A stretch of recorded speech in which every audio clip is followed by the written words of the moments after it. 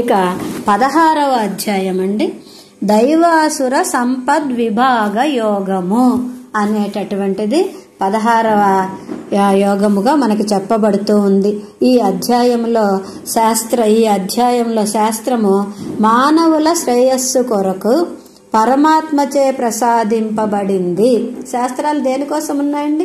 మనల్ని తీర్చిదిద్దడం కోసమే కదా.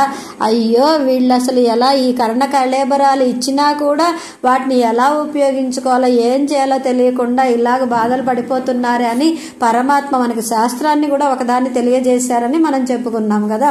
ఆ ముముక్షు పడి సేవించినప్పుడు కానీ, అదేవిధంగా శ్రీవచన భూషణ గ్రంథం సేవించినప్పుడు కానీ, అలా ఇక్కడ శాస్త్రం అనేటటువంటిది మానవుల శ్రేయస్సు కొరకు మాత్రమే భగవంతుడు ఉంచినటువంటిది, ప్రసాదింపబడినటువంటిది భగవంతుని చేత అంటున్నారు. కాబట్టి దాంట్లో ఉండే ధర్మాలన్నీ కూడా గీటువాసి అయినా తప్పకుండా జాగ్రత్తగా వాటిని మనం అనుష్ఠించాలి అని చెప్తున్నారు. మన చేత అనుష్ఠింపబడాలి అని తెలియజేస్తూ ఉన్నారన్నమాట. ఇలా ఆచరించడము చేతనే బ్రహ్మ రుద్రేంద్రాది దేవతలు పరమాత్మ చేత కంటికి రెప్పవలె నిరంతరము కాపాడబడుచున్నారట. బ్రహ్మరుద్రాది దేవతలందరూ కూడా ఈ శాస్త్రాల్లో చెప్పబడినటువంటి విషయాలు చక్కగా ఆచరించడం చేత పరమాత్మ చేత అలాగా కాపాడబడుతూ ఉన్నారు కదా.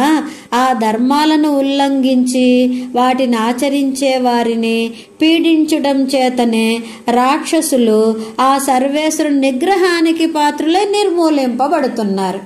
దేవతలేమో శాస్త్రం పాటిస్తున్నారు, రక్షింపబడుతున్నారు. ఆ ధర్మాలని అతిక్రమించి వారు ఎవరైతే రాక్షసులే లోకాన్ని పీడిస్తున్నారో వారు నిగ్రహించి నశింపబడిపోతూ ఉన్నారు, నశింపజేయబడుతూ ఉన్నారు. కాబట్టి మనము కూడా ఎలా ఉండాలట?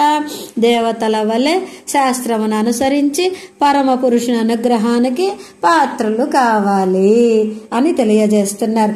రాక్షసుల వలె వాటిని ఉల్లంఘించి అతని నిగ్రహానికి పాత్రులము కాకూడదు అని చక్కగా దేవతలు ఎలా ఉంటారు, అసురులు ఎలా ఉంటారు, వారు ప్రవర్తించిన విధానం ఎలా ఉంటుంది, ఇవన్నీ కూడా చక్కగా బోధించడము చేతనే ఈ యొక్క 16వ అధ్యాయానికి దైవాసుర సంపద్విభాగ యోగము అనేటటువంటి చక్కటి నామం ఉంచబడింది అని చెప్తూ ఉన్నారు.